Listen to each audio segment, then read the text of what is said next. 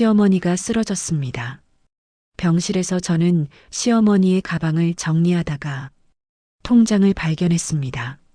마이너스 5천만 원. 그 순간 제 손이 떨렸습니다. 평생 검소하게 사셨던 시어머니, 한 번도 돈 이야기를 꺼내지 않으셨던 분. 대체 이 빚은 어디서 생긴 걸까요? 하지만 더 충격적인 건 그 다음이었습니다.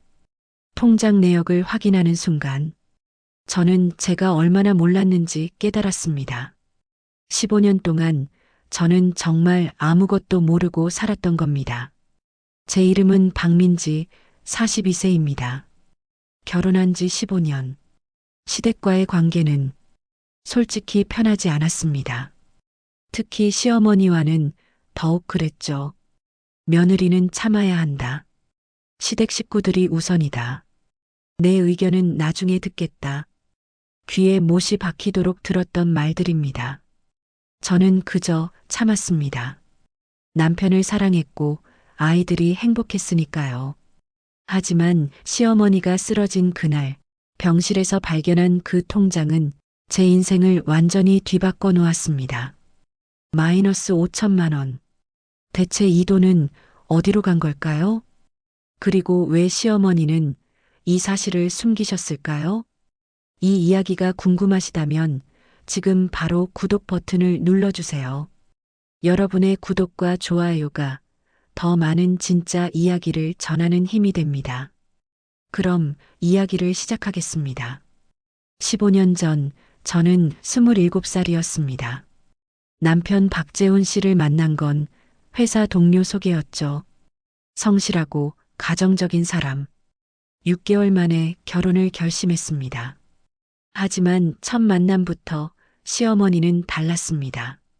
민지 씨, 우리 집은 대대로 장남집이에요. 명절에는 당연히 우리 집에서 보내야 하고 제사도 많아요. 괜찮겠어요? 네, 어머니. 괜찮습니다. 그리고 저희는 전통을 중시하는 집안이에요.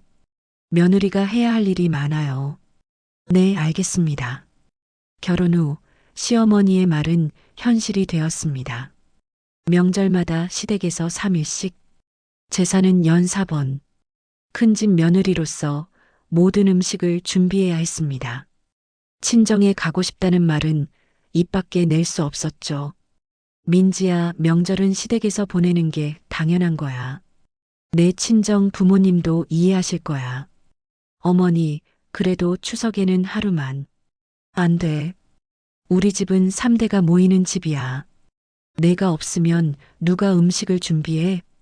저는 참았습니다. 하지만 마음 한구석에는 항상 서운함이 쌓여갔죠. 특히 힘들었던 건 경제적인 부분이었습니다. 결혼 후 저는 계속 일을 했습니다. 맞벌이 부부였죠. 하지만 시어머니는 제 돈에 대해서도 의견을 내셨습니다.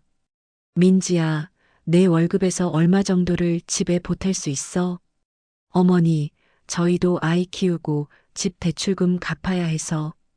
그래도 형편이 되면 부모님 용돈 드려야지. 시부모님도 부모야. 저는 매달 30만 원씩 시부모님께 드렸습니다. 남편도 30만 원. 합쳐서 60만 원.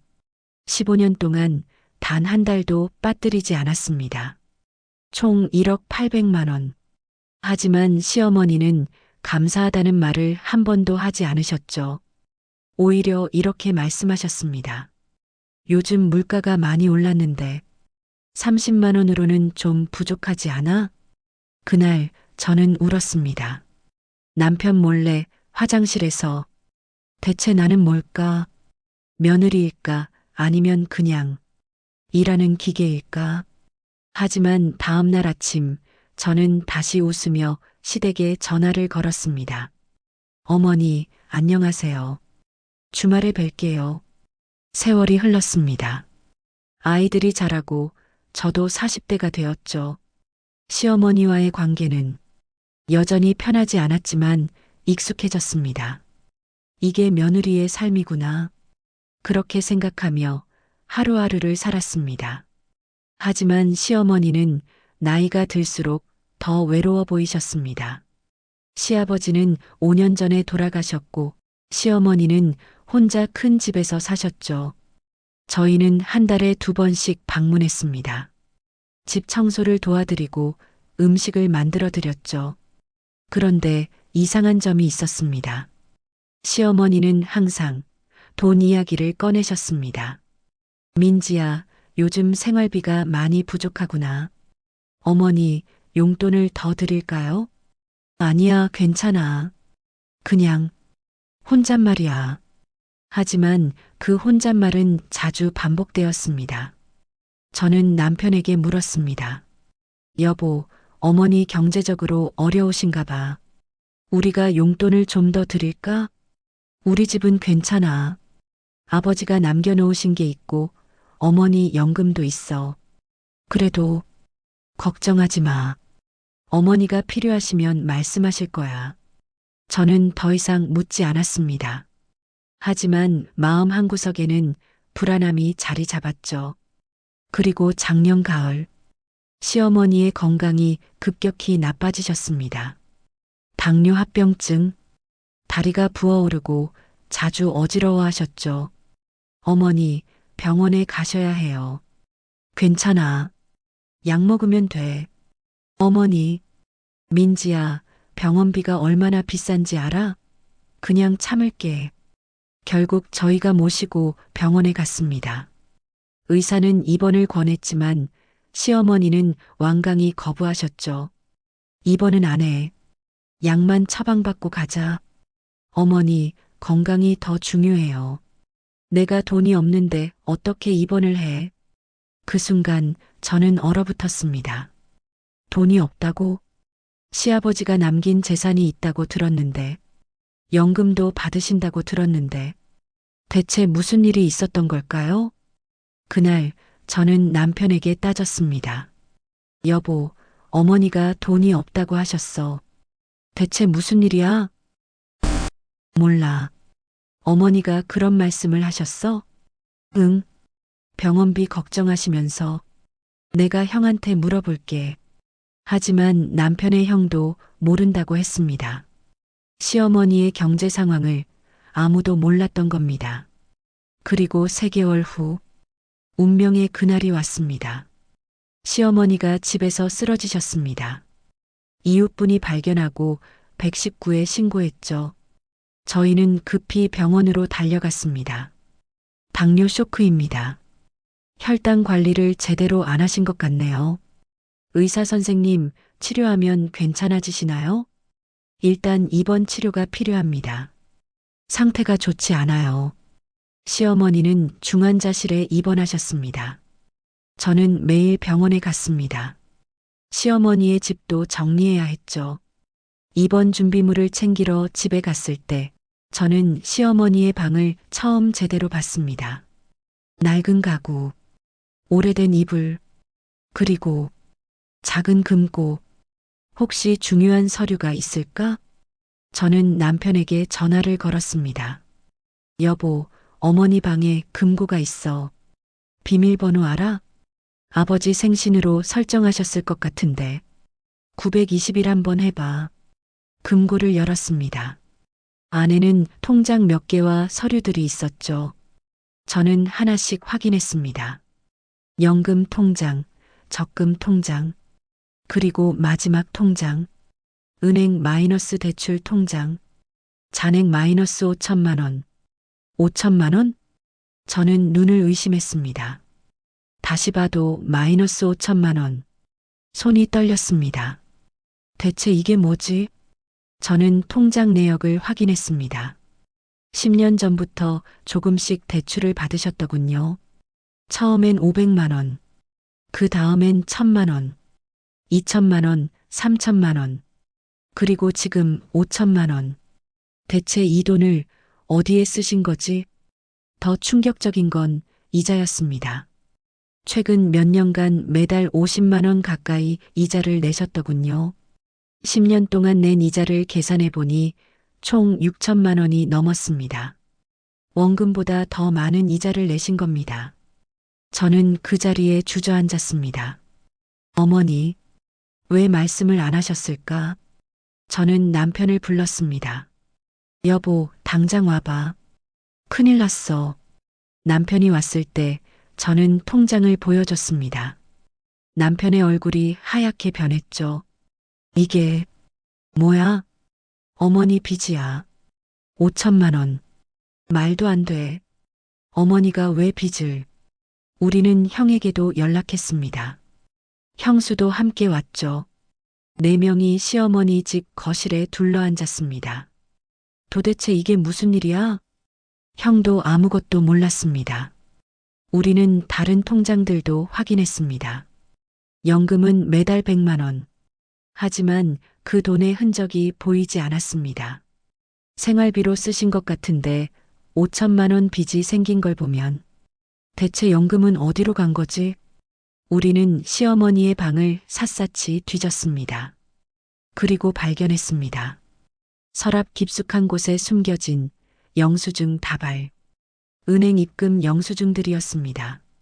수신인 박재훈, 박재현. 남편과 시동생, 두 아들 명의였습니다. 우리 이름? 저는 날짜를 확인했습니다. 15년 전부터 꾸준히 매달 100만 원씩 두 아들 명의로 적금을 붓고 계셨던 겁니다. 이게 우리 적금이야? 남편이 은행에 전화를 걸었습니다. 네, 고객님. 어머님께서 15년 전부터 매달 100만 원씩 적금을 붓고 계십니다. 현재 잔액은 1억 8천만 원입니다. 뭐라고요? 1억 8천만 원입니다. 두 분 명의로 각각 9천만 원씩 적금이 들어 있습니다. 우리는 말을 잃었습니다. 시어머니는 매달 연금 100만 원을 받으시면서 그 돈 전부를 우리 명의로 적금을 붓고 계셨던 겁니다. 그리고 본인은 마이너스 대출로 생활하셨던 거죠. 처음 5년은 우리가 드린 용돈으로 생활하셨을 겁니다. 하지만 나이가 들수록 병원비, 생활비가 늘어났고 결국 10년 전부터 대출을 받기 시작하신 거였습니다. 어머니, 왜? 저는 그 순간 깨달았습니다. 우리가 15년간 드린 용돈 1억 8천만 원도 시어머니는 한 푼도 쓰지 않으셨을 거라는 걸. 아마 그 돈도 어딘가에 모아두셨을 겁니다. 우리를 위해서 3일 후 시어머니가 깨어나셨습니다. 저희는 모두 병실로 갔습니다. 시어머니는 우리를 보시더니 미안하다는 표정을 지으셨죠. 어머니, 이게 대체 무슨 일이에요? 남편이 통장을 보여드렸습니다. 시어머니는 한참을 침묵하시다가 말씀하셨습니다. 미안하구나. 어머니, 왜 이렇게까지 하신 거예요? 너희들이 행복했으면 좋겠어서. 시어머니의 이야기는 이랬습니다. 남편과 형이 결혼할 때 시아버지는 두 아들에게 집을 한 채씩 사주셨습니다. 하지만 그 후 시아버지가 돌아가시면서 시어머니는 혼자가 되셨죠. 연금 100만 원. 처음에는 충분했습니다. 너희들이 주는 용돈도 있었고 그걸로 생활할 수 있었어. 하지만 시어머니는 다른 생각을 하셨습니다. 너희들이 나중에 노후 준비를 하려면 돈이 필요할 거야. 그래서 연금을 전부 적금으로 돌리기 시작했어.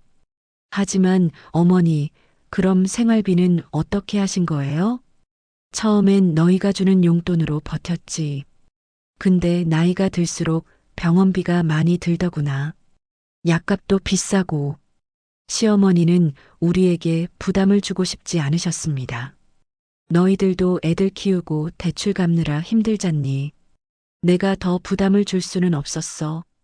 그래서 5년 전 처음으로 마이너스 대출을 받으셨습니다. 500만 원.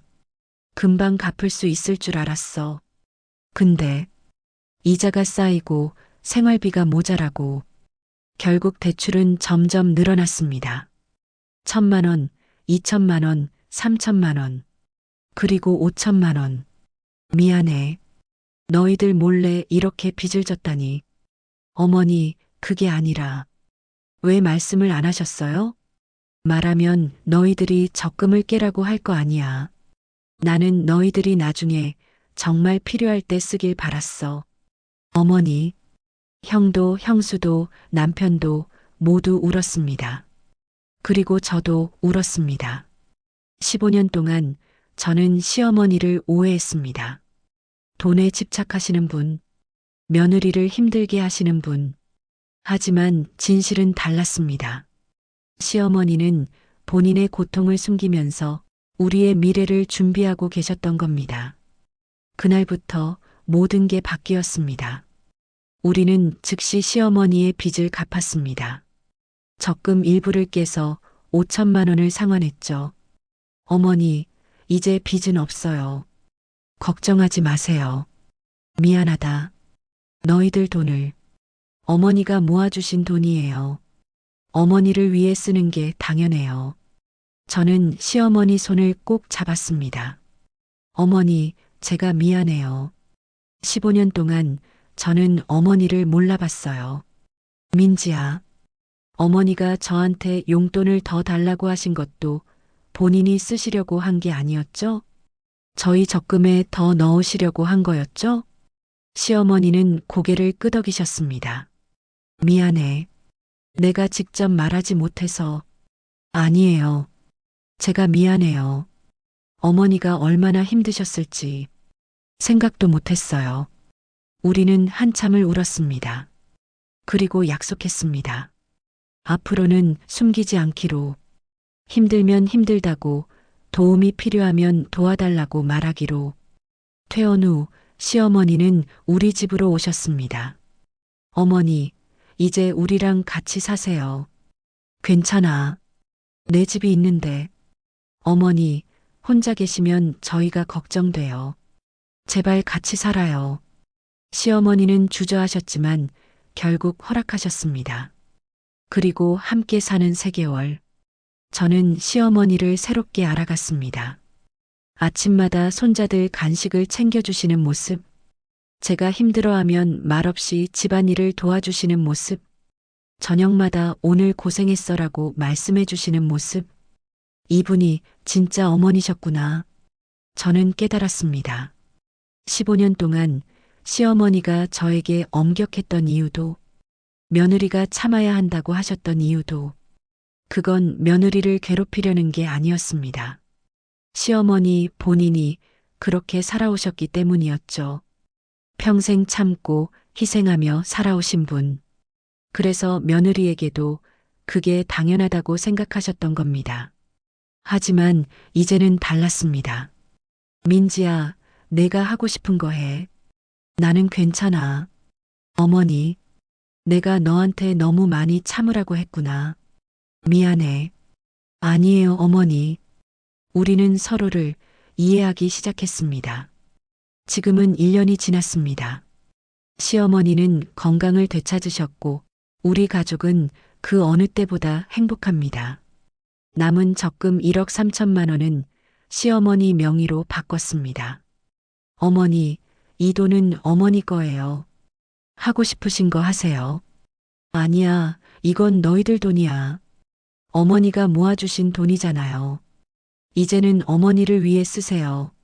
시어머니는 그 돈으로 평생 못 해보신 일들을 하십니다. 제주도 여행도 가시고 친구분들과 맛있는 것도 드시고 손주들에게 용돈도 듬뿍 주시죠. 할머니, 이렇게 많이 주시면 괜찮아. 할머니가 쓰고 싶어서 주는 거야. 시어머니의 얼굴에는 이제 웃음이 가득합니다. 그리고 저도 변했습니다. 이제는 시어머니를 시어머니가 아닌 어머니로 부릅니다. 진심으로. 어머니, 오늘 뭐 드시고 싶으세요? 민지야, 너 피곤한데 괜찮아? 괜찮아요. 어머니랑 같이 먹고 싶어요. 우리는 함께 장을 보고, 함께 요리하고, 함께 웃습니다. 15년 전 저는 며느리로서만 살았습니다. 하지만 지금은 딸로서 삽니다. 그리고 시어머니도 시어머니가 아닌 어머니로 살아가십니다. 며칠 전 시어머니가 이런 말씀을 하셨습니다. 민지야, 고마워. 왜요, 어머니? 내가 평생 숨기고 살았는데 너희가 찾아줘서 이제는 너무 행복해. 저는 시어머니를 꼭 안아드렸습니다. 저야말로 고마워요, 어머니. 15년 동안 저희를 지켜주셔서 우리는 한참을 그렇게 안고 있었습니다. 그리고 깨달았습니다. 가족이란 피로 연결된 게 아니라 마음으로 연결되는 것이라는 걸. 15년이 걸렸지만 우리는 이제 진짜 가족이 되었습니다. 시어머니의 숨겨진 통장. 그 마이너스 5천만 원은 저에게 가장 큰 선물이었습니다. 시어머니의 사랑을 알게 해준 선물. 그리고 제가 얼마나 행복한 며느리인지 깨닫게 해준 선물. 지금도 시어머니는 매일 손주들과 놀아주십니다. 그리고 저에게 이렇게 말씀하십니다. 민지야, 오늘도 고생했어. 사랑해. 저도 대답합니다. 저도 사랑해요, 어머니. 이게 바로 우리 가족의 이야기입니다. 숨겨진 통장으로 시작된 사랑의 이야기. 여러분의 가족에게도 이런 따뜻한 순간이 있기를 바랍니다. 들어주셔서 감사합니다.